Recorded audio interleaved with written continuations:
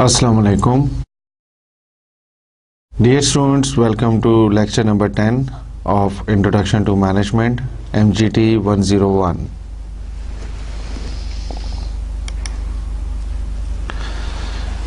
In lecture number 9, remember, we discussed the topics from chapter number 4, which were that how organizations go global, global environment and issues, Hofstede's cultural dimensions, and we also discussed at the end of the lecture number 9 the challenges and risks which are normally an organization and a manager has to face in this globalized environment.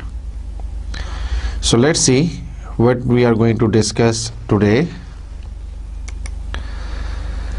Today we are discussing topics from chapter 5, and it's a new chapter, and in this chapter we will be discussing today the difference between obligations, responsibility and responsiveness, social responsibility, what is social responsibility, and we'll be discussing that in length. And then in the last part of today's lecture number 10 we'll be discussing the greening of management. So the chapter number 5 is, the name of this chapter is Social Responsibility and Managerial Ethics.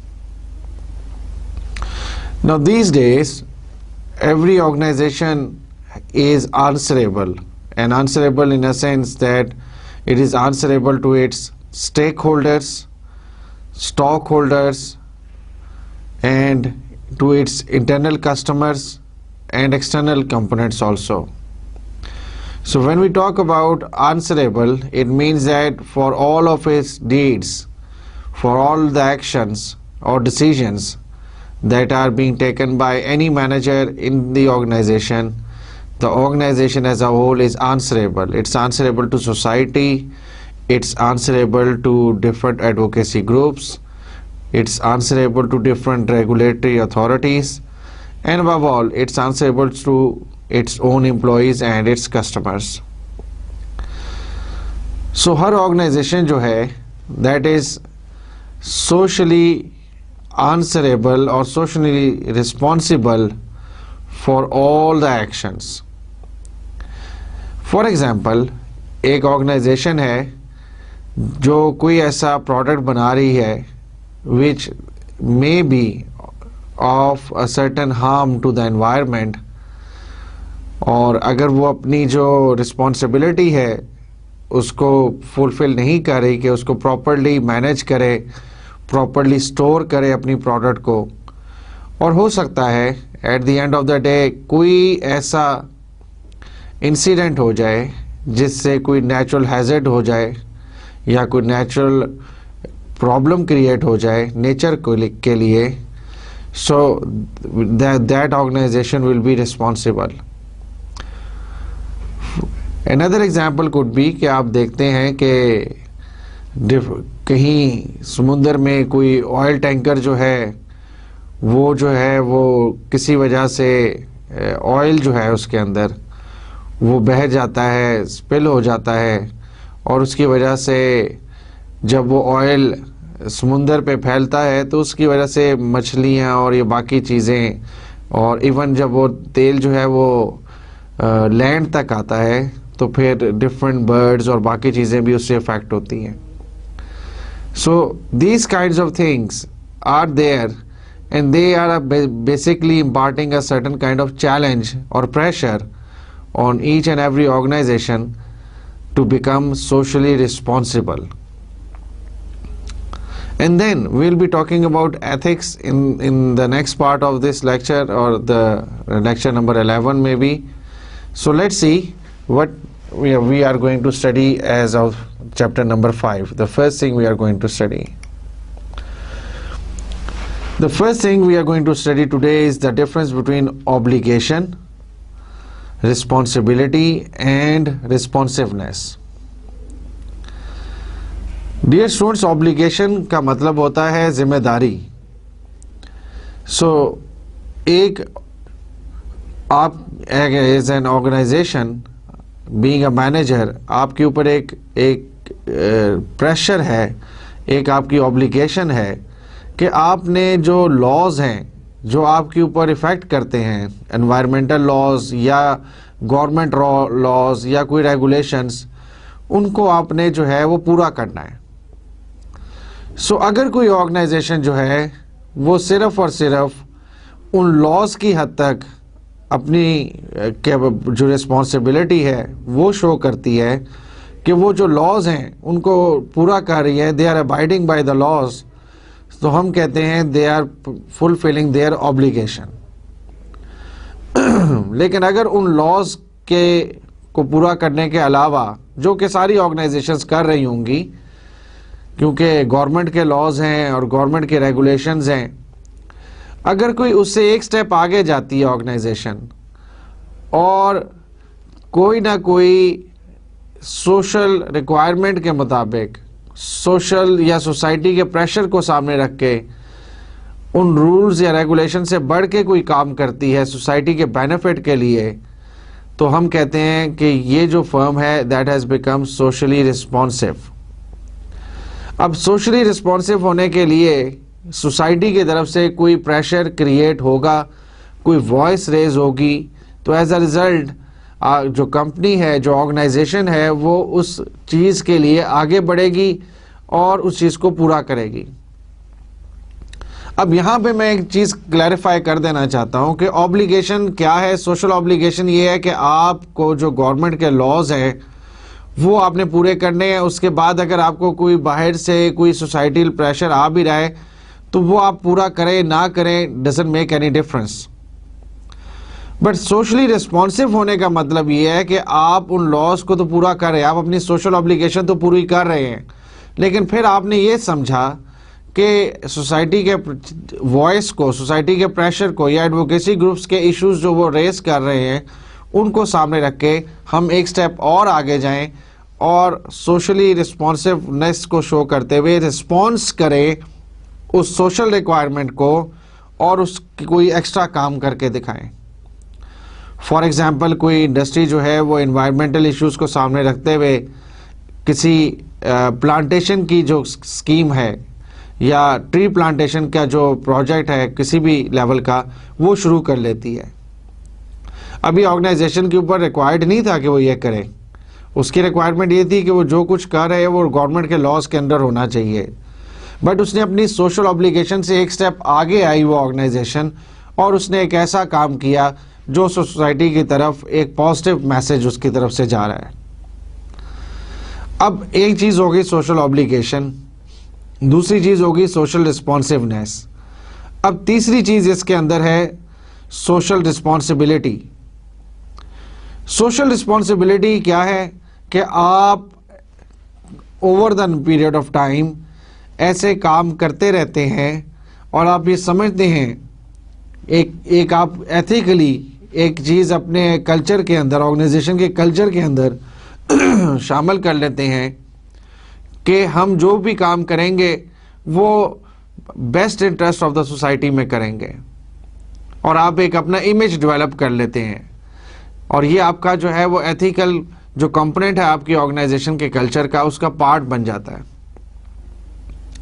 अब difference क्या है? Difference ये है कि responsiveness और responsibility में difference understand करने की ज़रूरत है.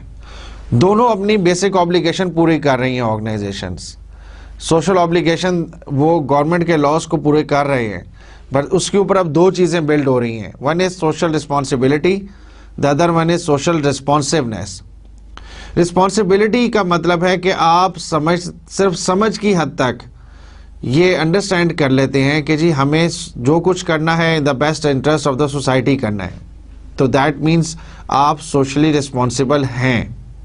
आप समझते हैं, आप ऐसे काम करते रहते हैं कि जो आपके पैरामीटर्स में ऑर्गेनाइजेशन के एथिक्स के मुताबिक है और सोसाइटी के रिक्वायरमेंट के मुताबिक है, so you are socially responsible. लेकिन अगर उस वक्त आप in response to some voice raise by the society कोई एक्शन भी करके दिखाते हैं तो वो कहलाएगा सोशली रिस्पॉन्सिवनेस। सो रिस्पॉन्सिबल होने के लिए एक्शन करना जरूरी नहीं है, हाँ उस चीज़ को इम्पोर्टेंट समझना जो है ऑर्गेनाइजेशन की तरफ से, दैट इज सोशल रिस्पॉन्सिबिलिटी। लेकिन फिर उस चीज़ को एक्चुअली करके दिखाना is social responsiveness. So let's see these definitions one by one. Social obligation क्या है? The obligation of a business is to meet its economic and legal responsibilities and nothing more. यानी कि जो उसके ऊपर गवर्नमेंट के रूल्स हैं, जो रेगुलेशंस हैं, जो उसके ऊपर इकोनॉमिक और लीगल रिस्ट्रिक्शंस हैं, उसको पूरा करना है और इससे ज़्यादा कुछ नहीं। यानी अगर गवर्नमेंट ने एक लॉ बनाया हुआ है कि जी आप इससे ज़्यादा जो है वो डस्ट आपकी इंडस्ट्री से या पोल्यूशन जो है वो नहीं निकलनी चाहिए, तो वो उसको पूरा कर रहे हैं। इसके अलावा सोसाइटी के बेनिफिट के लिए इसके अलावा और बढ़ के कोई और काम नहीं कर रहे। So social obligation is to just meet the economic and legal requirements and that's it, nothing much more. Basic चीज़ है, यानी गवर्नमेंट रेगुलेशंस को आप पूरा कर रहे हैं और उससे आगे जा नहीं रहे, that is the main thing. Even voice raise हो रही हैं, सोसाइटी में प्रेशर क्रिएट हो रहा है, एडवोकेसी ग्रुप्स अपने काम कर रहे हैं, but you are not going beyond it, because जब लॉ, हो सकता है अगर लॉ में कोई नई अमेंडमेंट आ जाए फिर आप उसको पूरा करने लग जाएंगे। Then comes social responsiveness, response करना, and that is a pure action. कि what is it? When a firm engages in social actions in response to some popular social need, क्योंकि कोई नीड क्रिएट हुई है मार्केट में, कोई pressure create हुआ है, कोई वॉइस रेज हुई है, and in response to them, these voices or these pressures, you are taking some concrete action. जैसे मैंने कहा कि एनवायरनमेंट की बेटरमेंट के लिए एक वॉइस रेज होती है कि जी प्लांटेशन होनी चाहिए, ग्रीनरी होनी चाहिए। So your organization moves one step ahead. आपको लॉ नहीं कह रहा कि आप प्लांटेशन करने के लिए कोई काम करें, वो तो कह रहा है कि बेसिक आपकी जो इंडस्ट्री की रिक्वायरमेंट्स हैं, पोल्यूशन की, एनवायरनमेंट की, वो आप पूरी करें, वो आप पूरी कर रहे हैं। But then you have gone one step ahead and you have start some tree plantation campaign, और आपने जो है उस ट्री प्लांटेशन कैंपेन को इनिशिएट किया है, मुख्तलिफ जगहों पे दरख्त लगाए हैं, सोसाइटी को इन्वॉल्व किया है, लोगों की अवेयरनेस क्रिएट की है। So that is social responsiveness. So remember when we talk about social responsiveness, it's all about taking some concrete action, response. But then let's see what is a social responsibility.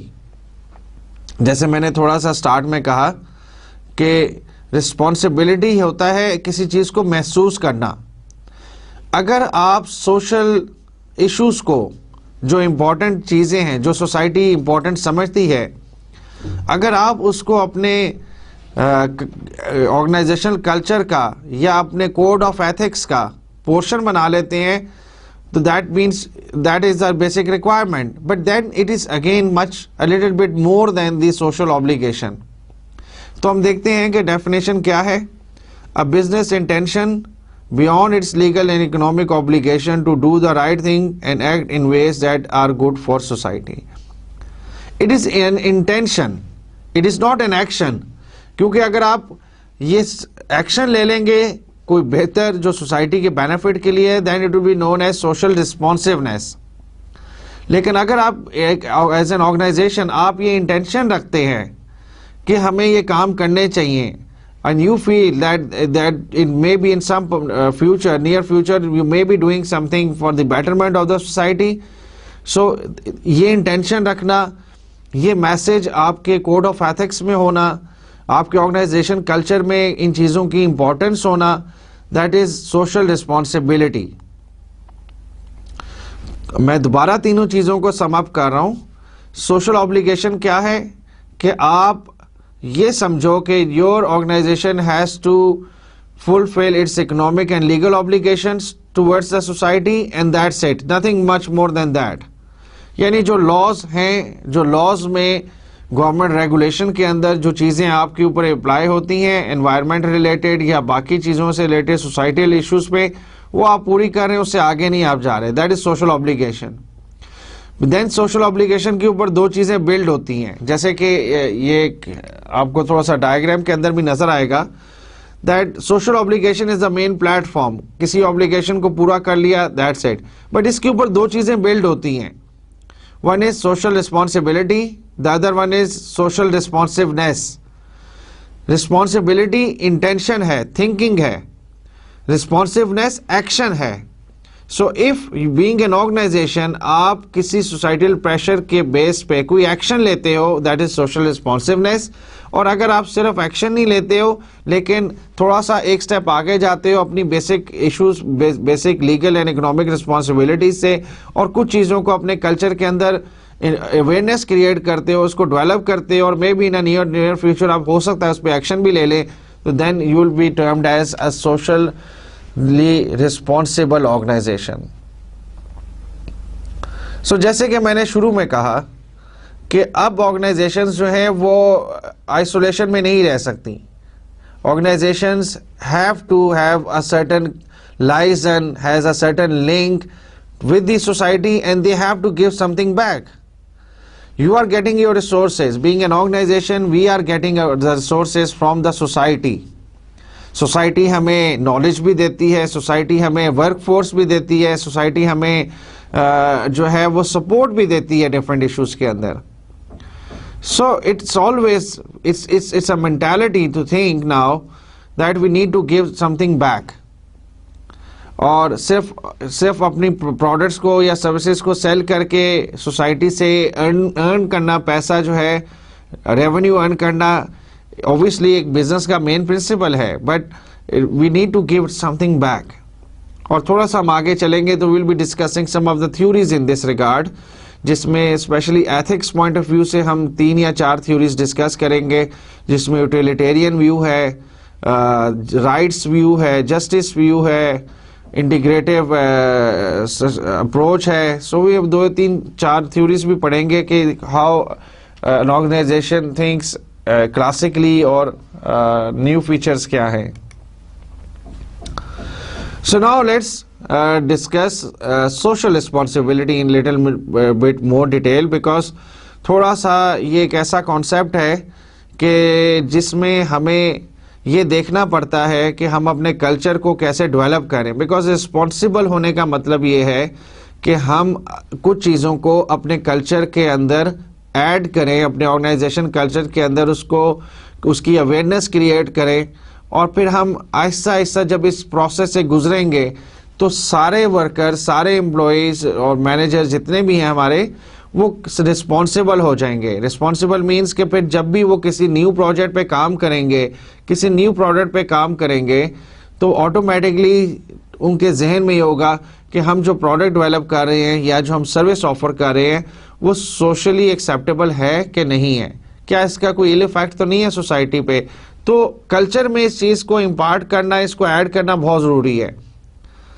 और फिर किसी ना किसी stage पे जब ऐसा आप करेंगे, जब अपनी प्रोडक्ट को या अपनी सर्विसेज को शेप देंगे अकॉर्डिंग टू सोसाइटल रिक्वायरमेंट्स, तो फिर आप सोशली रिस्पॉन्सिबल से निकल के सोशल रिस्पॉन्सिवनेस में एंटर हो जाएंगे कि आपने एक ऑब्लिगेशन से स्टार्ट लिया, आपने कुछ चीज़ों को रिस्पॉन्सिबल, सोशली रिस्पॉन्सिबल अपने आप को डेवलप किया, अपना ऑर्गेनाइजेशन कल्चर को बिल्ड किया कि we need to give some weightage to society and societal needs. और फिर जब आप उन चीज़ को एक्चुअल वेटेज दे देते हैं, एक्चुअल शेप दे देते हैं एक्चुअल प्रोडक्ट और सर्विसेज की फॉर्म में, तो then you tend to become socially responsiveness. So let's see what is social responsibility is. Let's discuss it in a little bit more detail. Now there are some views regarding this. You see, the classical view is that the basic aim of every business is to earn profit, and for that we need to sell our products and services. But this classical view doesn't take in consideration that should we always be getting something from the society and we should not give anything back. So the classical view doesn't take the societal needs in consideration. It always talks about its own self. यानी organisation का basic काम है profit earn करना, और profit जब earn करेगा तो वो अपने ओनर्स को या अपने शेयर होल्डर्स को उसमें से प्रॉफिट देगा, और that is the basic aim of any organisation. So देखते हैं स्लाइड पे. The classical view says that management's only social responsibility is to maximise profits. That means create a financial return. यानी कि ऑर्गेनाइजेशन का basic M क्या है? Profit कमाना. और वो कैसे? To by creating a financial return. यानी जो कुछ आप इन्वेस्ट कर रहे हैं, जो कुछ आप एक्सपेंडिचर्स कर रहे हैं प्रोडक्ट के लिए, सर्विसेज के लिए, तो उसका आपको एक हेल्दी रिटर्न आना चाहिए, प्रॉफिट आना चाहिए. और ये वो काम कैसे करेगी organisation? By creating the businesses in the best interest of the stock holders, meaning the owners of the corporation. कि the best interest of the stock holders, यानी शेयर होल्डर्स कहने या स्टॉक होल्डर्स कहने. सो ओनर्स जो है, जो share holders हैं आपके, अगर इट्स अ कॉर्पोरेशन तो फिर शेयर होल्डर्स होंगे, वो ओनर होंगे. अगर it's a small organization, it's a one man show या इट्स अ पार्टनरशिप, तो फिर उसमें 2 या 3 लोग आपके ओनर्स होंगे.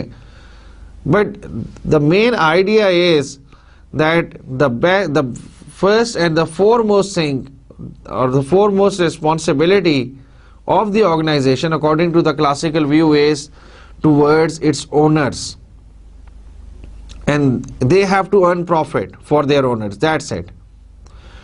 But you cannot see, and you rather can't see any of the statement in the favor of the society. So that is a classical view, that we should earn profit for our owners, and that's it. That is a classical view. Furthermore, it says that expending the firm's resources on doing social good is unjustified because it increases cost that lower profits to the owners and raises prices to the consumers. Classical view ये कहता है कि अगर आप कोई ऐसा काम करते हैं विच इज सोशली गुड, मतलब जिसमें आप कोई सोशल रिस्पॉन्सिबिलिटी के पॉइंट ऑफ व्यू से कोई काम करना चाहते हैं. फॉर एग्जांपल, आप एक ऐसी पैकिंग इन्वॉल्व कर लेते हैं जो कि रिसाइक्लेबल हो, या जो ऐसी पैकिंग हो कि जो एनवायरनमेंट फ्रेंडली हो, ग्रीनिंग हो. ग्रीनिंग का मतलब ये है कि अगर आप वो पैकिंग फेंक देते हैं तो वो ऑटोमेटिकली जहाँ भी फेंकेंगे वो कुछ अरसे बाद जो है वो डिग्रेड हो जाएगी और वो दोबारा अपने बेसिक कॉन्स्टिट्यूएंट्स में कन्वर्ट हो जाएगी. यानी वो ये नहीं है कि जैसे शॉपर्स और बाकी प्लास्टिक बैग्स आपको फिरते हुए नजर आते हैं मुख्तलिफ जगहों पे, ज़ाया हुए इस्तेमाल हुए, तो वो नहीं होगा. बट ऐसा काम करने के लिए you need to spend some money, और जब आप ऐसे कामों पे पैसा खर्च करेंगे तो क्या होगा? एक एक्सपेंस हुआ है तो आपका जो प्रॉफिट है उसमें से ये एक्सपेंस भी माइनस होगा, और जब ये एक्सपेंस माइनस होगा तो ये कॉस्ट है, ये एक्सपेंस है, तो क्या होगा कि अगर पहले आपके ओनर्स को ज़्यादा पैसे मिल रहे थे, अब ये एक्सपेंस एक्स्ट्रा जो है एक किस्म का, वो करने की वजह से ओनर्स को कम पैसे मिलेंगे. सो क्लासिकल व्यू ये एज्यूम करता है कि whatever you are doing for the betterment of society is just a cost. यानी ये कॉस्ट है, ये खर्चा है, ये प्रेशर है, ये समथिंग एक्स्ट्रा है which will be reducing the profit or profit earnings from by the rather for the owners or the shareholders, कि उनके शेयर होल्डर्स और ओनर्स का जो प्रॉफिट है वो कम हो जाएगा. द वर्ड जो यूज हुआ है जिसपे मैं बार बार थोड़ा सा एम्फसाइज कर रहा हूँ वो कॉस्ट का है, कि यहाँ पे जो मेंटालिटी है, जो माइंड सेट है ऑर्गेनाइजेशन का, वो ये है कि अगर हम कुछ ऐसा करेंगे तो ये खर्चा है, एक्स्ट्रा है. लेकिन जब आप आगे देखेंगे तो फिर सोसाइटी की बेटरमेंट के लिए जब हम कुछ करेंगे तो हम उसको कॉस्ट नहीं समझते, हम उसको रादर एक अपनी रिस्पॉन्सिबिलिटी समझते हैं. और रिस्पॉन्सिबल जब आपकी कोई जिम्मेदारी होती है तो फिर आप ये नहीं कहते कि मैंने जो है वो ये मेरे ऊपर ये खर्चा पड़ गया है. यू थिंक ये तो मैंने करना ही था, that was something that I have to do.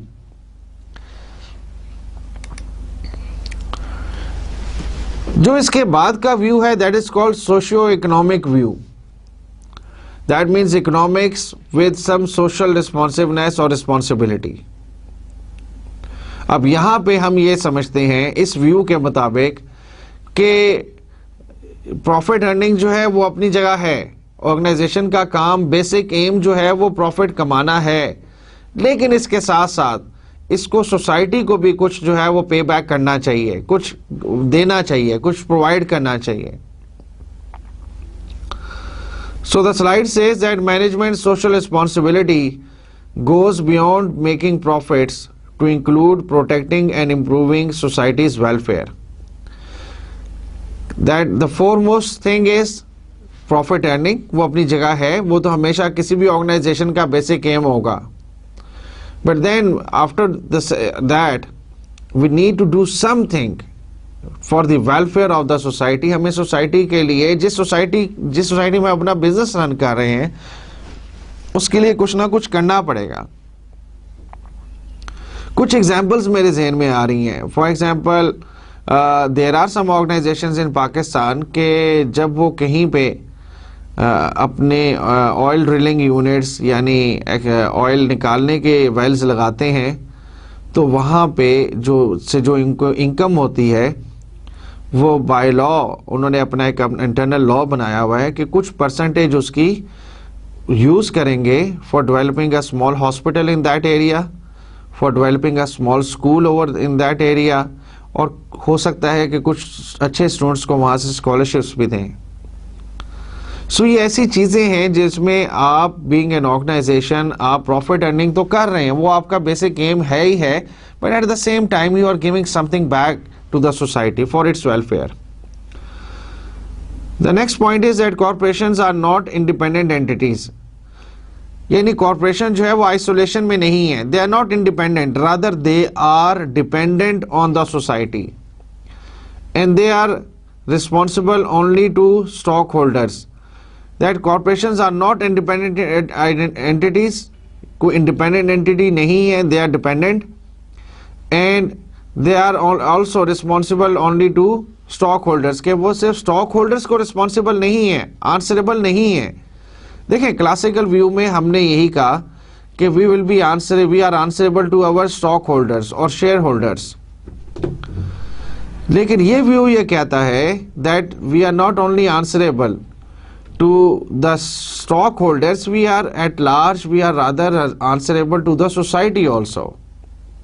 हमें उनको भी जवाब देना है, उस सोसाइटी को भी जवाब देना है, और हम आइसोलेशन में नहीं हैं, हम इंडिपेंडेंट नहीं हैं। Organizations are dependent on the society, और मैंने जैसे शुरू में कहा कि हमें रिसोर्सेज के लिए, हमें इनपुट्स के लिए, हमें डिफरेंट मटेरियल के लिए सोसाइटी के ऊपर डिपेंडेंट होना पड़ता है। तो that is one thing that we need to understand कि corporations are not independent entities, they are responsible and they are answerable to their stockholders.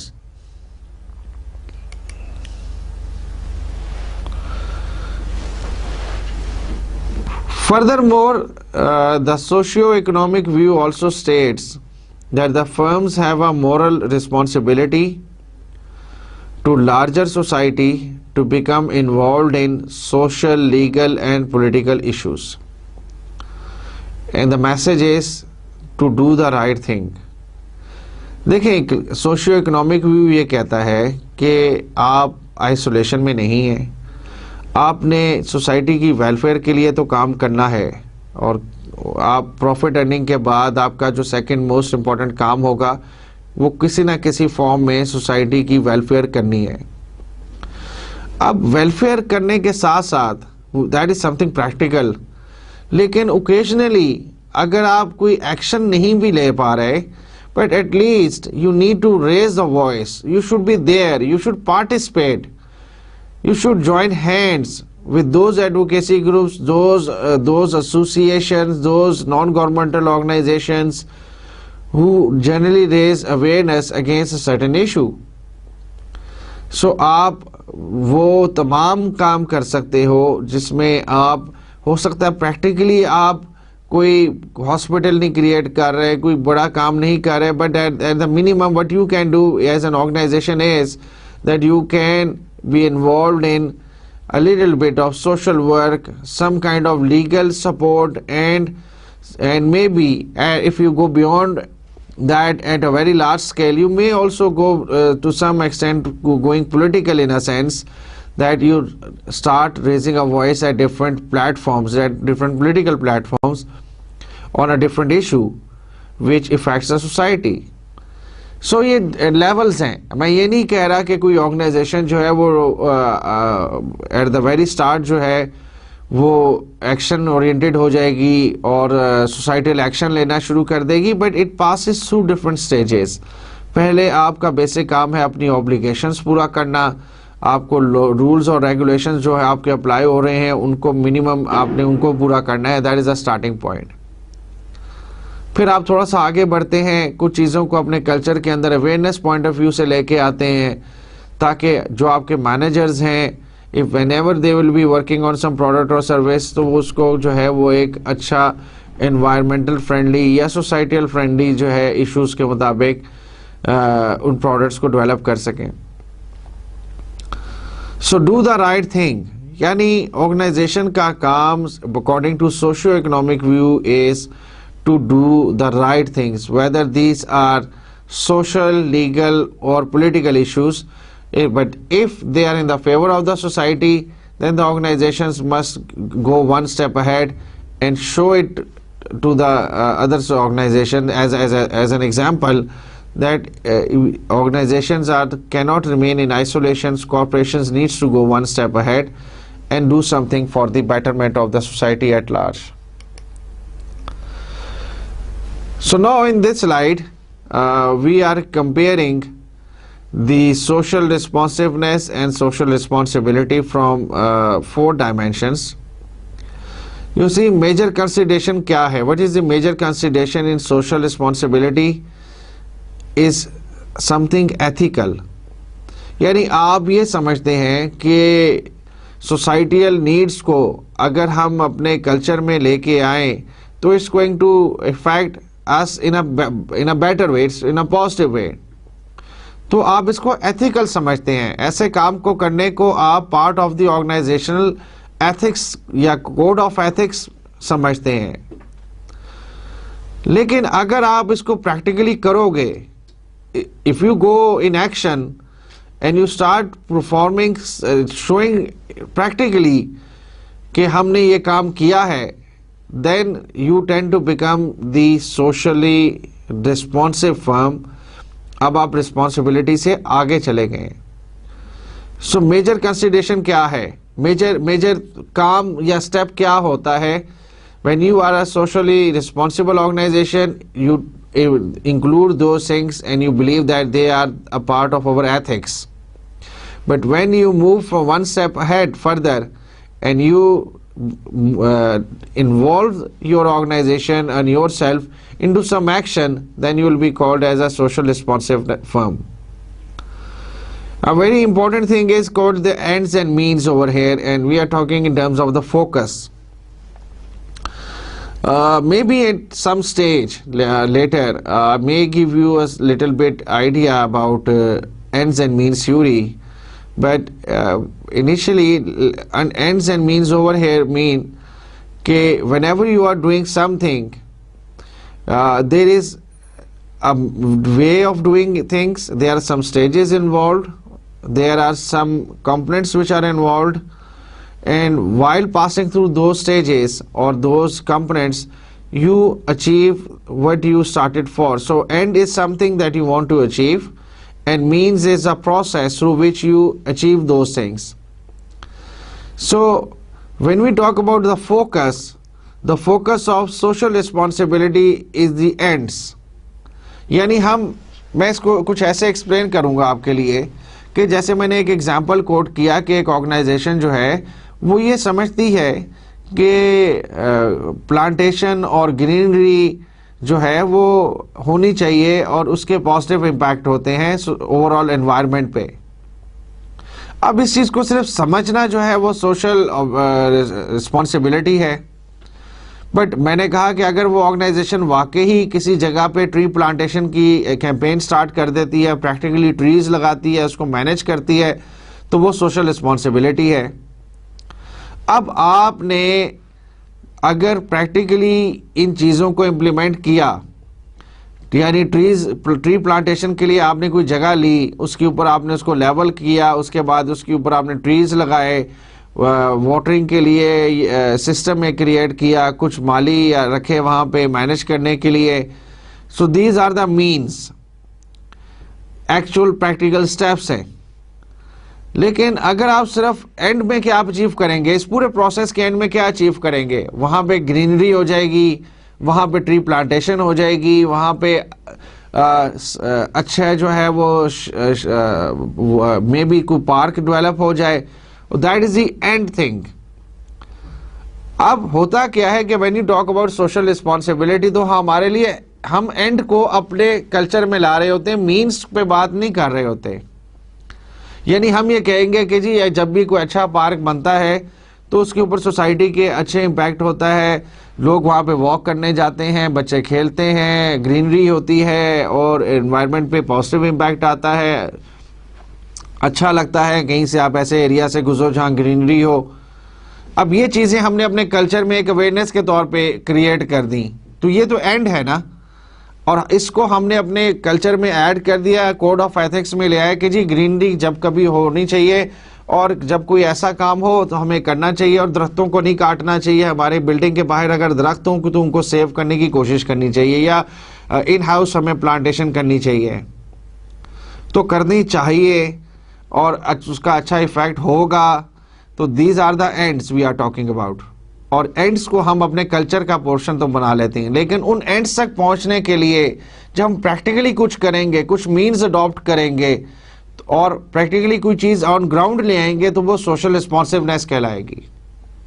तो यहाँ पे फोकस का मतलब ये है कि हमारा जब फोकस होता है सोशल रिस्पॉन्सिबिलिटी में, that is about the ends, कि हमने क्या अचीव क्या हमें अचीव करना चाहिए और उसका क्या पॉजिटिव या नेगेटिव इम्पैक्ट होता है।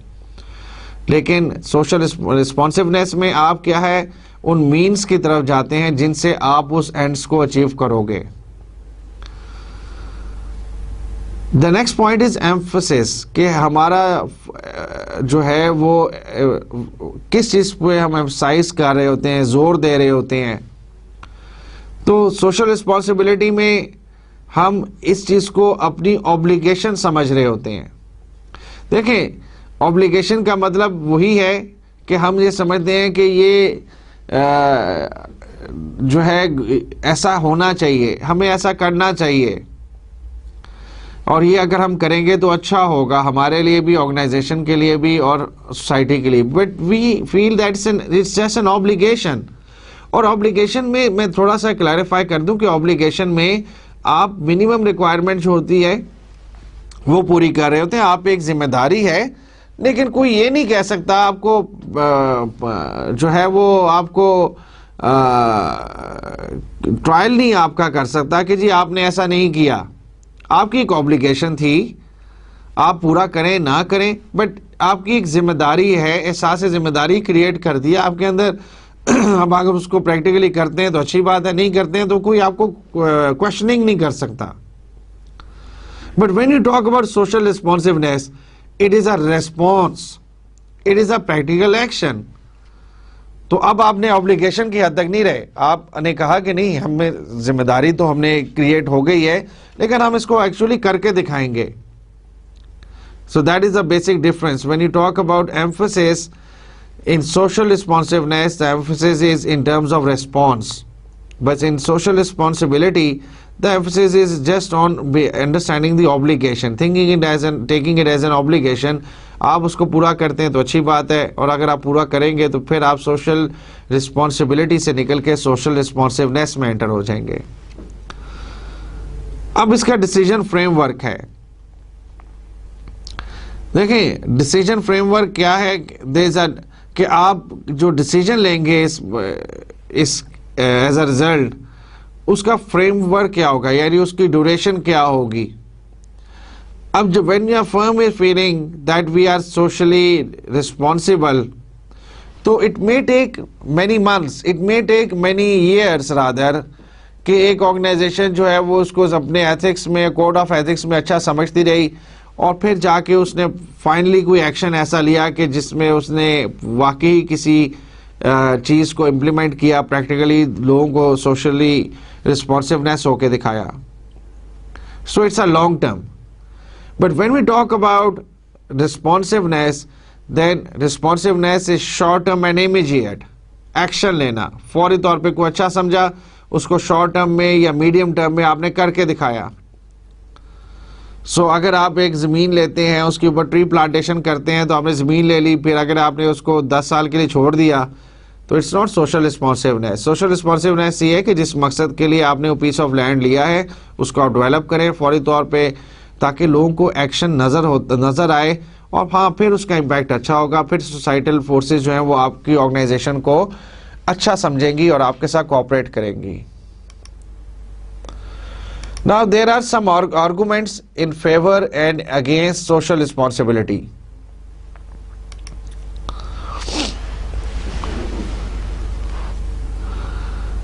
In favor या for क्या points हैं? These are the points which says that social responsibility is a good thing. Organizations के अंदर social responsibility awareness create होना अच्छी बात है. सो कौन कौन से पॉइंट्स हैं? पहला है कि जी ये पब्लिक की एक्सपेक्टेशन भी है कि पब्लिक आपसे एक्सपेक्ट करती है कि ऑर्गेनाइजेशंस में सोशल अवेयरनेस और सोशली रिस्पॉन्सिबिलिटी क्रिएट होना इम्पॉर्टेंट है और दे एक्सपेक्ट इट. तो ये पब्लिक डिमांड भी है कि ऑर्गेनाइजेशंस को अपने कल्चर में ऐसी पॉजिटिव चीज़ों को जो उन सोसाइटी के बेनिफिट के लिए हो, वेलफेयर के लिए हो, उसकी अवेयरनेस क्रिएट होना चाहिए. These are long run profits.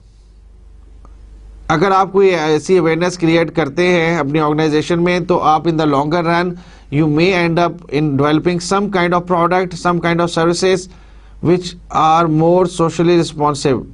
अब मैं एक चीज़ यहाँ पे ऐड करता चलूँ कि ऐसी एग्जाम्पल्स हैं और बड़ी वैलिड एग्जाम्पल्स हैं कि ऑर्गेनाइजेशंस ने जब भी ऐसे एक्शंस लिए हैं जिसमें they have gone socially responsive, तो उसका हमेशा पॉजिटिव इम्पैक्ट आया है.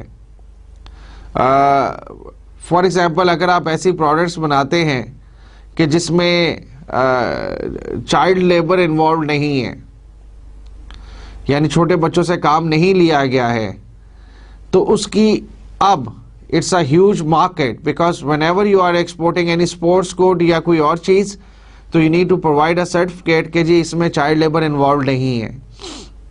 बट एक स्टेप अगर आप और आगे चले जाते हैं, आप कहते हैं कि जी जो हम प्रोडक्ट बेच रहे हैं इसमें से हम इतना परसेंट 1% या 0.5% या 2% जो है वो उन इलाके के बच्चों को स्कूल भेजने में इन्वॉल्व करेंगे, तो फिर हो सकता है आपकी प्रोडक्ट और ज़्यादा सेल हो. और ऐसे एग्जाम्पल्स हैं.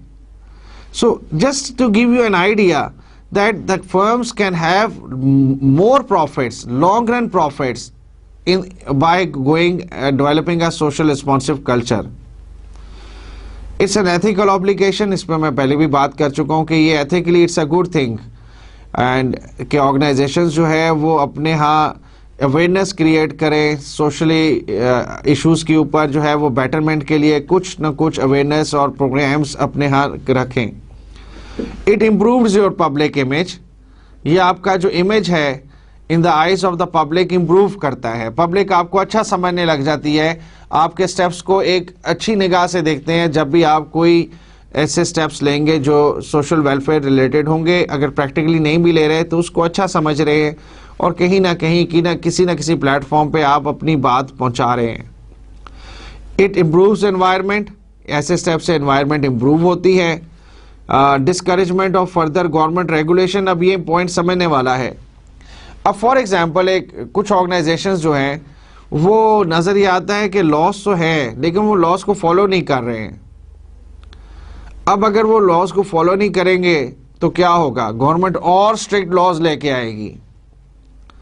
अब जब गवर्नमेंट और स्ट्रिक्ट लॉज लेके आएगी तो हो सकता है कुछ और उसको मानना शुरू कर दें, फिर हो सकता है 1 या 2 जो है वो स्टिल ना मान रहे हो, फिर उसकी वजह से गवर्नमेंट को फिर अपने लॉस को इम्प्रूव करना पड़े.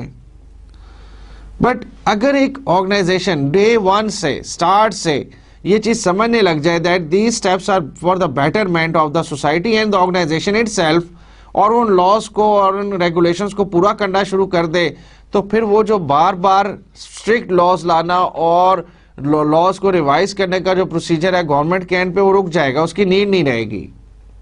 So that is what the point is saying, that discouragement of further government regulations. अगर आप initial regulations को पूरा करें, फिर गवर्नमेंट को भी जरूरत नहीं है कि बार बार नए regulations लेके आए. Balance of responsibility in power बहुत इंपॉर्टेंट पॉइंट है.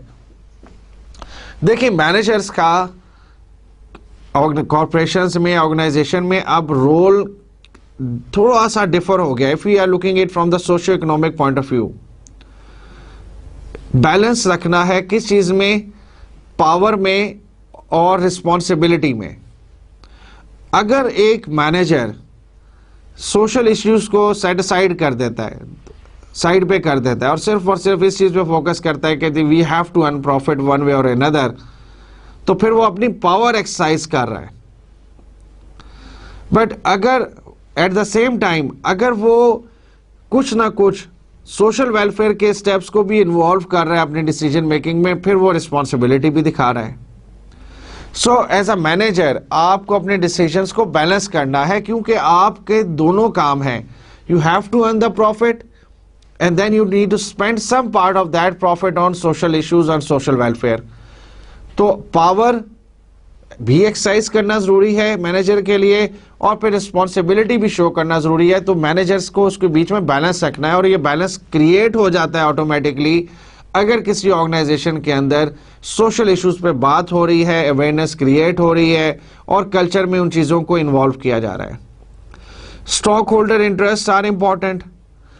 अब स्टॉक होल्डर इंटरेस्ट इंपॉर्टेंट हैं और इंपॉर्टेंट हम ये प्रूफ कर रहे हैं यहाँ पे कि ऑर्गेनाइजेशंस जब भी सोशली रिस्पॉन्सिबल हो जाती हैं तो उनके प्रॉफिट्स कम होने के बजाय बढ़ेंगे, प्रोडक्ट ज़्यादा सेल होगी, उसकी एक्सेप्टेबिलिटी मार्केट में और बढ़ेगी, लोग ऑर्गेनाइजेशन को अच्छा समझेंगे, तो द वर्ड ऑफ माउथ के थ्रू एक अच्छा मैसेज कन्वे होगा और इसका eight the end of the day main beneficiary वही स्टॉक होल्डर्स ही हैं, वही शेयर होल्डर्स ही उसका बेनिफिट है, मेन बेनिफिशियरी है. पोजेशन ऑफ रिसोर्सेस, जब आप सोशली रिस्पॉन्सिबल हो जाएंगे तो जो आपके पास रिसोर्सेज हैं, जो एनवायरनमेंट से आप ले रहे हैं, जो आपको सोसाइटी रिसोर्सेज दे रही है, वो रिसोर्सेज इंक्रीज होंगे, डिक्रीज नहीं होने लगे. मैंने एग्जांपल ये दिया कि let's say there is a firm कि जो ट्री प्लांटेशन में चली गई है और उसने एक as an step tree plantation की तरफ गई है, हो सकता है at the end of the day जो ट्रीज वो ग्रो कर रहे हैं या जो प्लांटेशन की वजह से जो पॉजिटिव इम्पैक्ट आ रहा है वो उन्हीं की प्रोडक्ट का एज अ रिसोर्स के तौर पे later on as a natural resource ही यूज हो जाए. लेकिन अगर हम दरख्त काटते जाएंगे तो एक पॉइंट आएगा, हो सकता है कि जो हमें एसेंशियल रिसोर्सेज हैं वो डिप्लीट हो जाएं. अब मैंने जो वर्ड यूज किया वो डिप्लीशन है. जब किसी नेचुरल रिसोर्स की जो वैल्यू है या जो उसकी जो नंबर है वो कम होना शुरू हो जाए, जैसे दरख्त आहिस्ता आहिस्ता जंगलात कम होते जा रहे हैं, तो हम कहते हैं फॉरेस्ट आर डिप्लीटिंग. तो हम फिजिकल एसेट्स में और खासतौर पे नेचुरल रिसोर्सेज के पॉइंट ऑफ व्यू से we normally say that when the resources are going down they are declining in numbers, so the resources are depleting. लेकिन अगर हम सोशली रिस्पॉन्सिबल हो जाएंगे और हम रिसोर्सेज में कहीं ना कहीं कुछ एक्शन लेटर ऑन लेके या अवेयरनेस क्रिएट करके उन रिसोर्सेज को मैनेज करना शुरू कर दे, तो फिर हमारे रिसोर्सेज कम होने के बजाय इंप्रूवमेंट की तरफ जाएंगे. Superiority of prevention over cure. हम देखें प्रिवेंशन क्या है कि आप किसी फॉर एग्जांपल बच्चों को टीके क्यों लगवाए जाते हैं, बिकॉज आप चाहते हो कि प्रिवेंशन हो जाए, बीमारी ना हो बच्चों को, और अगर अल्लाह ना करे कोई बच्चा बीमार हो जाएगा फिर उसका आपको इलाज करवाना पड़ेगा, दैट इज़ अ क्योर. तो हम प्रिवेंटिव मैकेनिज्म एक यूज़ कर रहे हैं जिसमें हम बच्चों को जो है वो टीके दे रहे हैं, कोई बेसिक जो है उनको बीमारियों से उनके बचाव के लिए हिफाजती उनको टीके लगवा रहे हैं, दैट इज़ अ प्रिवेंशन. हम एक स्टेप पहले ही उस बीमारी में उस बच्चे को जाने से पहले ही उस चीज़ को बचा रहे हैं. Similarly organisations if they are socially responsible तो वो प्रिवेंशन कर रही हैं उस चीज़ में जाने से पहले कि आपके बेसिक रिसोर्सेज ही आपके पास ना रहें और आप एक बीमारी में पड़ जाएं, आप एक मुश्किल में पड़ जाएं, तो आप पहले एक प्रिवेंशन कर रहे हैं कि we should start giving something back to the society, ताकि हमारे जो रिसोर्सेज हैं वो बड़े अच्छे तरीके से ग्रो हों, मैनेज हों, और वो रिसोर्सेज किसी ना किसी पॉइंट पे हमारे पास ही वापस आने हैं. But let's see what are the points which are against this. The points which are against says that there is a violation of profit maximization. जो बेसिक चीज़ है वो क्या है कि हमारा जो बेसिक एम है that is to earn profit, और वो हमारा पूरा नहीं हो रहा, और हम उस प्रॉफिट में से कुछ जो है वो सोसाइटी के ऊपर खर्च कर रहे हैं as a cost. So that is one of the point which is against it. Dilution of purpose, ये सेम पॉइंट है. डाइल्यूशन क्या कि हमारा जो बेसिक पर्पस था ऑर्गेनाइजेशन क्या, वो that was to earn profit, हम उससे हट रहे हैं, हम उससे थोड़ा सा वो हम भूल रहे हैं कि हमें हर चीज़ जो कमानी है वो हमने अपने ऑर्गेनाइजेशन के लिए, अपने ओनर्स के लिए कमानी है. तो there is a dilution of purpose over there. We are taking this as a cost also, this is a cost. और अकाउंटिंग में अगर आप अकाउंटिंग अपने स्टैंडर्ड्स को देखें तो उसमें सोशल रिस्पॉन्सिबिलिटी के लिए कोई एज कोई एंट्री नहीं है. You can't take it as either it will be treated as a cost, it will be, or either it will be treated as a something as a profit, right? तो ये रहेगी तो cost ही. और वो यही कह रहा है point which is going against कि आप जब भी कोई ऐसा काम करेंगे, इवन आप अपनी ऑर्गेनाइजेशन के अंदर अवेयरनेस के लिए कोई स्कीम, कोई मैकेनिज्म इन्वॉल्व करते हैं जिसमें कोई मेमोज हैं, कोई लेटर्स हैं, या कोई पोस्टर्स हैं, या नोटिस बोर्ड मैसेजेस हैं, वो आप करें तो फिर उसकी भी कोई ना कोई तो खर्चा है ही है. It's a cost at one way और another. And then it says you are giving too much power to the society. आप एक दफ़ा सोसाइटी की बात सुनोगे, अगली दफ़ा फिर सोसाइटी का प्रेशर आ जाएगा, फिर आपको सोसाइटी की बात सुननी पड़ेगी. तो सोसाइटी को अननेसेसरी जो है वो अटेंशन दे रहे हैं. इतनी अटेंशन आप देंगे तो फिर आपको हर दफ़ा कोई भी डिसीजन लेने से पहले उसका इम्पैक्ट जो है वो देखना पड़ेगा कि सोसाइटी का क्या रिस्पॉन्स आ सकता है. Lack of skills and lack of accountability.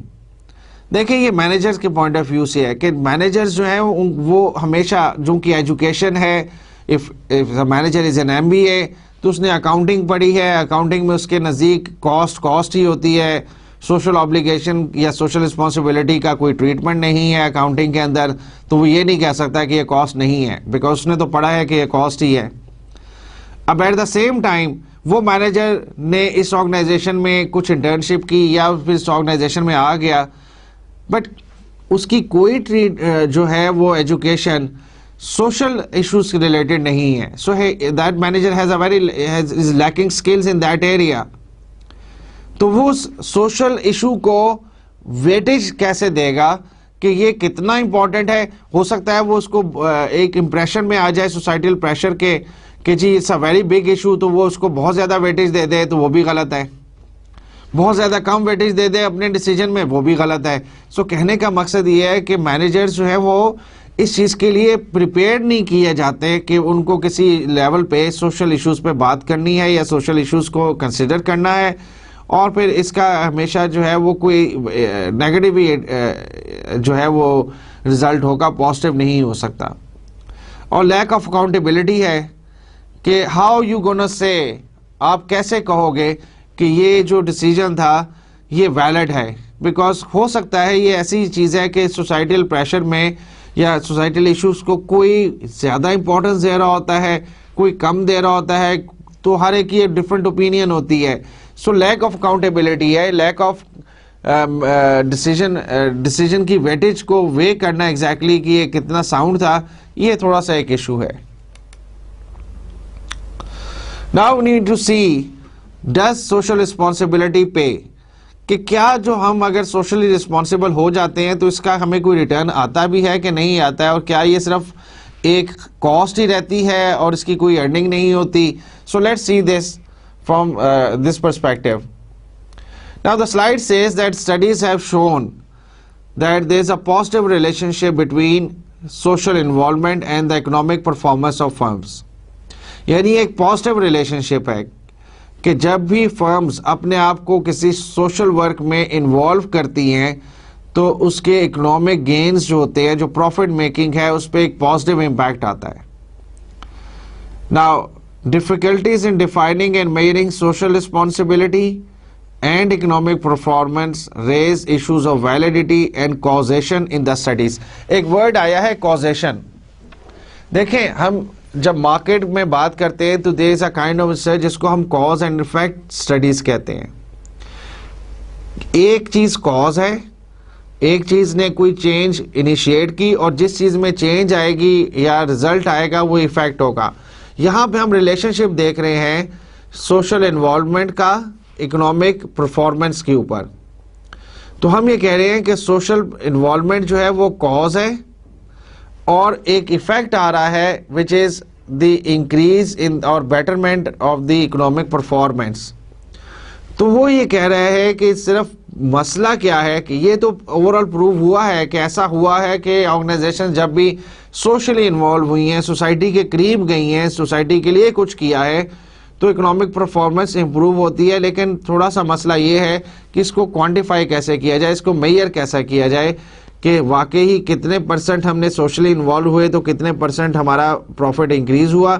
हो सकता है हम कॉस्ट और रिटर्न्स की परसेंटेजेस के पॉइंट ऑफ व्यू से तो ये डिटरमिन कर सकें, but then still there is a doubt, there is a question mark कि क्या हम वाकई ही ऐसा पॉजिटिव रिलेशनशिप गेज कर सकते हैं, मेजर कर सकते हैं. हाँ, but there are some examples. For example, mutual funds of using social screening in investment decisions slightly outperform other mutual funds. Mutual funds क्या होते हैं? म्यूचुअल फंड्स होते हैं कि आप एक ऐसी कोई भी ऑर्गेनाइजेशन जो है इन्वेस्टमेंट पॉइंट ऑफ व्यू से अपनी एक प्रोडक्ट लॉन्च करती है. वो प्रोडक्ट ABC हो सकती है लेकिन उसमें डिफरेंट कंपनीज के शेयर हैं. यानी हम ये कहते हैं कि ये प्रोडक्ट आप खरीदेंगे तो इसमें आपको 100 शेयर्स मिलेंगे जिसमें से 20 जो हैं वो फला कंपनी के होंगे, 30 इसके होंगे, 50 उसके होंगे. तो बंडल बना के, एक प्रोडक्ट बंडल बना के हम आपको एक फंड ऑफर कर देते हैं, it's a mutual fund. But then social screening का वर्ड आया है. ऐसी फर्म्स के जिन्होंने अपनी इन्वेस्टमेंट या अपनी शेयर्स टोबैको रिलेटेड इंडस्ट्रीज में या ऐसी इंडस्ट्रीज में, ऐसी प्रोडक्ट्स में जो जनरली ह्यूमन बेनिफिट के लिए ह्यूमन के लिए अच्छी नहीं है, इंसानों के लिए, जैसे it could be for example liquor हो सकता है, शराब हो सकती है या टोबैको हो सकता है, इन चीज़ों में इन्वेस्टमेंट नहीं की है.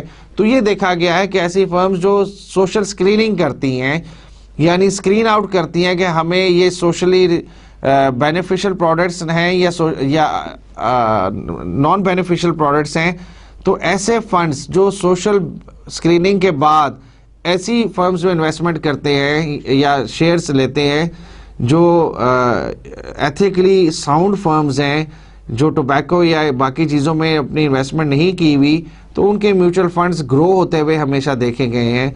क्योंकि कहीं ना कहीं सोसाइटी ये समझती है कि अगर हम इन फर्म्स को पैसा देंगे तो ये ऐसी ही प्रोडक्ट्स मज़ीद बनाएंगे, ऐसे ही टोबैको रिलेटेड प्रोडक्ट्स बनाएंगे जो हो सकता है कल को हमारी ही किसी जनरेशन को इफेक्ट कर रही हो.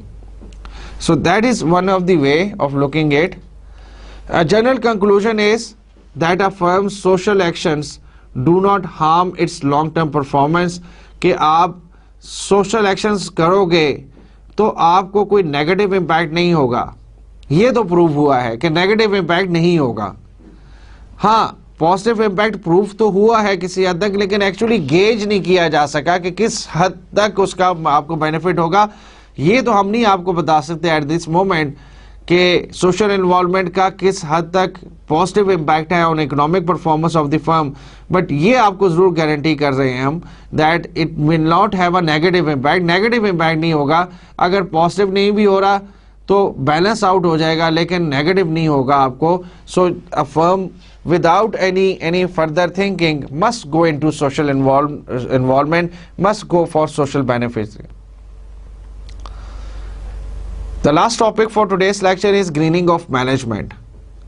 And greening means going green. अब ये green light green भी होगा, dark green भी होगा, और आप देखेंगे कि हम light green एक strategy होगी और फिर डार्क ग्रीन क्या है वो भी इन चीज़ों की तरफ मैं आपको लेके आ रहा हूँ. बट ग्रीनिंग ऑफ मैनेजमेंट का मतलब होता है कि मैनेजर जो है वो एनवायरमेंटल फ्रेंडली प्रोडक्ट्स को या प्रमोट करे, ऐसे डिसीजंस ले जो एनवायरनमेंट फ्रेंडली हो, और ऐसी प्रोडक्ट्स बनाए जो रिसाइक्लेबल हो, बायोडिग्रेडेबल हो, खुद ब खुद ज़मीन के अंदर जब जाएं तो खुद ब खुद ख़त्म हो जाएं, ज़मीन का पोर्शन बन जाएं। सो अगर ऐसे डिसीजंस हम ले रहे हैं तो हम कह रहे हैं the management is getting green. So we are thinking in green terms right now. The recognition of the close link between an organization decision and activities and its impact on the natural environment. जब management ये समझना शुरू हो जाए और ये think करना शुरू हो जाए और अपने जो भी डिसीजन है उसको पहले इवैल्यूएट करें कि how beneficial they are in terms of natural environment, और कहीं ऐसा तो नहीं है कि हमारे इस प्रोडक्ट या सर्विस या डिसीजन की वजह से एनवायरनमेंट पे कोई इफेक्ट पड़े, तो फिर हम कहते हैं the management is getting greener, कि मैनेजमेंट जो है वो नेचुरल रिसोर्सेज को सेव करने के लिए, एनवायरनमेंट की बेटरमेंट के लिए सोच रही है। Now what are the different issues being a manager we are facing these days?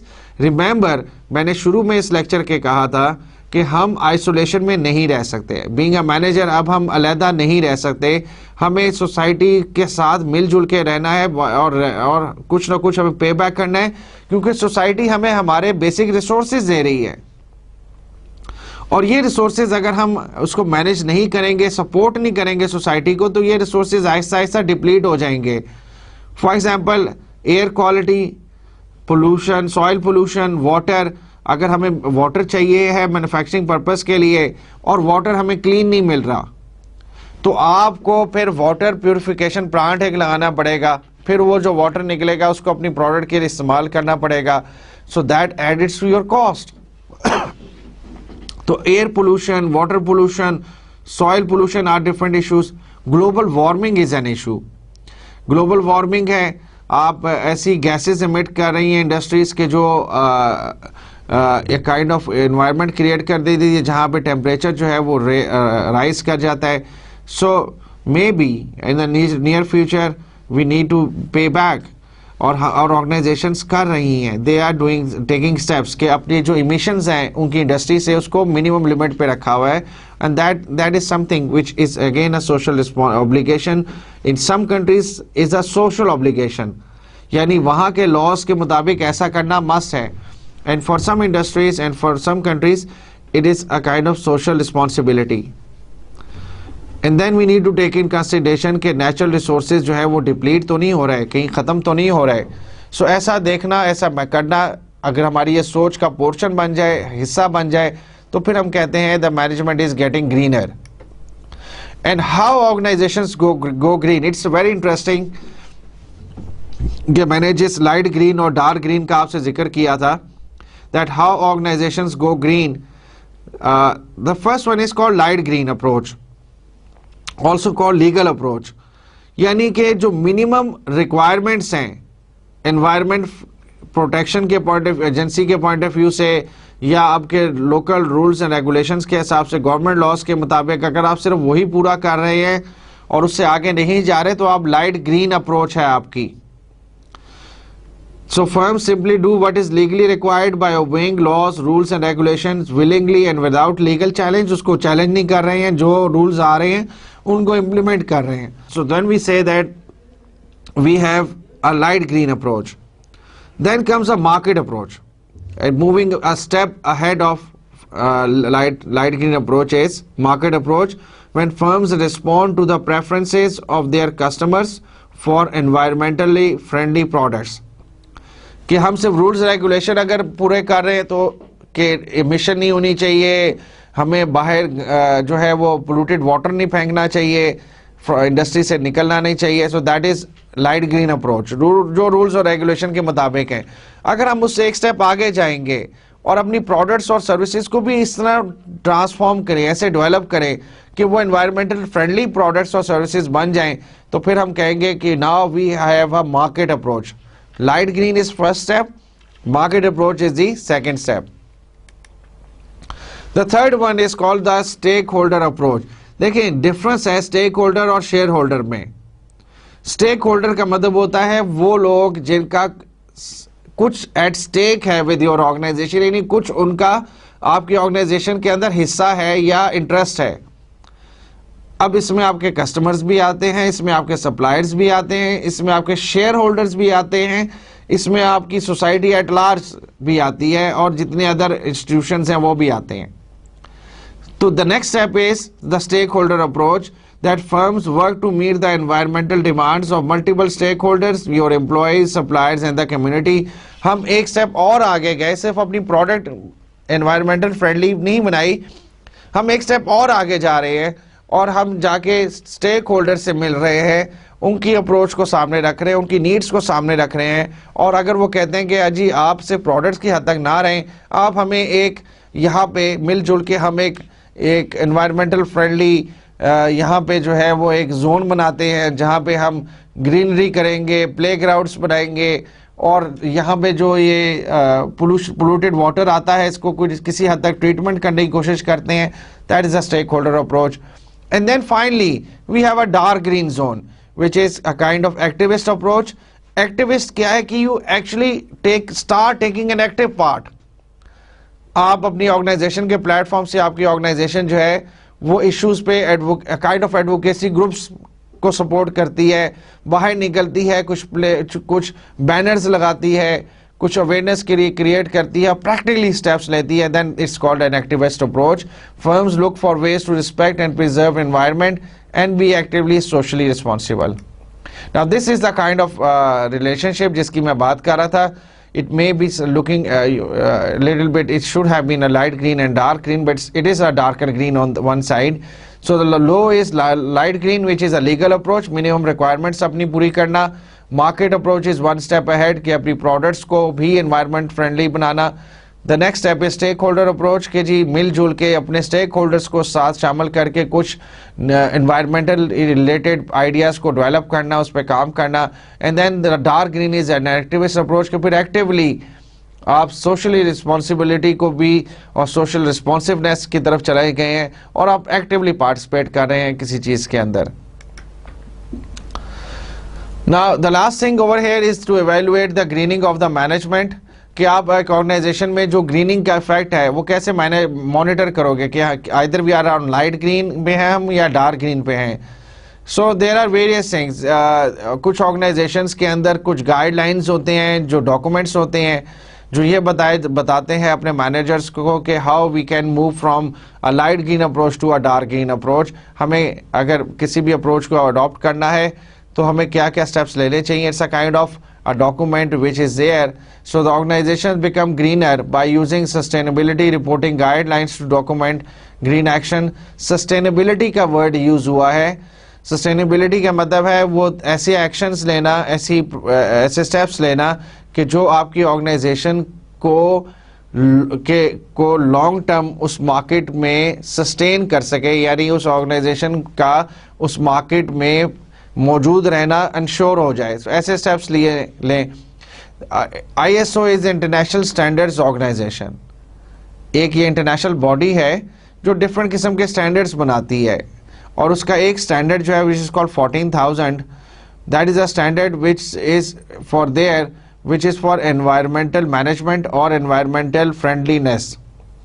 और अगर हम अपनी प्रोडक्ट बनाते हैं और ISO 14000 के जो रूल्स हैं उनको सामने रख के बनाते हैं तो हम फिर ISO को फॉर्मली अप्लाई कर सकते हैं कि जी हमने ये काम किया है, आपने जो रूल्स रखे थे उसको सामने रख के तो आप हमें एक सर्टिफिकेशन दे दें।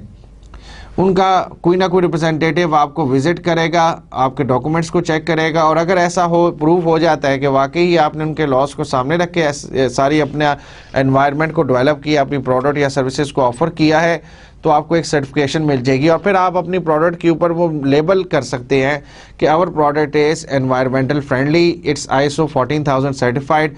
और फिर जहाँ कहीं भी आपकी प्रोडक्ट जाएगी वहाँ पे सिर्फ ये देखा जाएगा कि इस ISO 14000 सर्टिफाइड, इसका मतलब है इन्होंने तमाम अपनी एनवायरमेंटल ऑब्लिगेशंस पूरी की हैं और फिर लोग उसको एक्सेप्ट करेंगे ओपन हार्टेडली, ज़्यादा सेल होने के चांसेस हैं आपके। और specially when you export it to European zone और नॉर्थ अमेरिकन जोन तो वहाँ पे आपकी प्रोडक्ट की एक्सेप्टेबिलिटी और ज़्यादा होगी। And internationally it's there, but then there are also 100 most sustainable corporations in the world। एक लिस्ट जनरेट की जाती है जिसमें ये बताया जाता है कि जी ये 100 ऐसी फर्म्स हैं जिन्होंने सोशल रिस्पॉन्सिबिलिटी शो की और ऐसे स्टेप्स लिए and now they are more sustainable. यानी अगर कोई उसके अंदर इन्वेस्टमेंट करेगा from investment point of view तो उसकी इन्वेस्टमेंट के ग्रो होने के ज़्यादा चांसेस हैं, क्योंकि उसने ऐसे स्टेप्स लिए हैं जिसने उसको सस्टेनेबल ऑर्गेनाइजेशन बना दिया है। Alright dear students, this was lecture number 10 और आज हमने इस लेक्चर में सोशल ऑब्लिगेशन, सोशल रिस्पॉन्सिवनेस और सोशल रिस्पॉन्सिबिलिटी को डिस्कस किया। फिर हमने सोशल रिस्पॉन्सिबिलिटी को थोड़ा सा ज़्यादा डिटेल में डिस्कस किया और हमने ये कहा कि every organisation is today becoming more and more socially responsible. और फिर हमने कहा कि how managers can go green और ऐसे स्टेप्स ले सकती है management which are beneficial for the society. और हमने कुछ व्यूज़ भी डिस्कस किए जिसमें सोशियो इकोनॉमिक व्यू बहुत इंपॉर्टेंट है। I hope you have fully understood this lecture. So till the next time, it's Allah Hafiz.